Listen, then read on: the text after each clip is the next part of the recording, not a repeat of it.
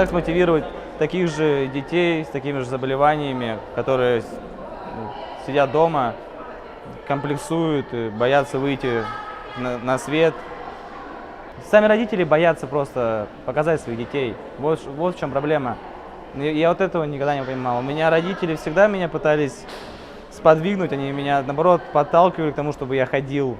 У меня тоже были комплексы, я тоже боялся, и в школе что пальцем будут тыкать. Нет, просто я влился в общество, получилось, что у меня были друзья, которые меня поддерживали постоянно в моих начинаниях, и ни в обиду никто не давал. И в дальнейшем все комплексы просто прошли, и я не считаю себя человеком с ограниченными возможностями. Я такой же, как и все. То есть нет во мне ничего такого особенного, это людям кажется. Просто обидно, когда уже взрослые люди тыкают пальцем, там, парни, девушки, которым уже по 18 лет. Ладно, малыши, они еще не понимают, им родители объяснят, то есть, что нельзя этого делать. А вот, да, самое тяжело взрослым объяснить.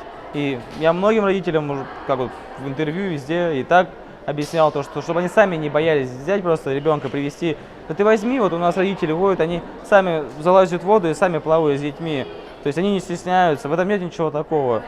Ну вот у меня случай был, случай жизни. Гулял по торговому центру Ривьера, и вот фитнес-клуб «Апельсин» проводили там конкурсы просто, там, кто больше подтянется на турнике. Я просто подошел, там здоровые парни подтягивались, я просто подошел, несмотря на то, что, что у меня такие проблемы там с ногами. Залез на турник, просто начал подтягиваться, и все вах, и ничего там такого нету. То есть многие там родители, вот именно в школу, где вот именно дети такие же учатся с ограниченными возможностями, чтобы ребенок вот только с такими детьми общался. Не надо, я никогда не был этого сторонником, чтобы вот ребенка отправлять в такие учреждения. Также я закончил колледж, поступил в университет, и везде, то есть некоторые на заочно, то есть приходят там, как сказать, втихаря в одиночку, чтобы там сдать всякие зачеты. А я сижу на парах со всеми, также ребята помогают мне, я им помогаю где-то. Все дружны, все вместе. И на турслеты все ездим, и везде также помогаем. Чем ты будешь больше зацикливаться, и это родители даже, самое главное родители.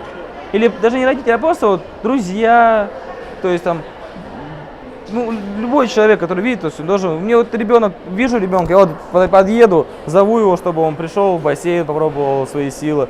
То есть, мне охота, чтобы больше детей, чтобы дети приходили, чтобы на них смотрели, чтобы они реализовались, показывали сами себя, какие они есть. То есть не надо этого бояться. Это самое страшное. Я это пережил.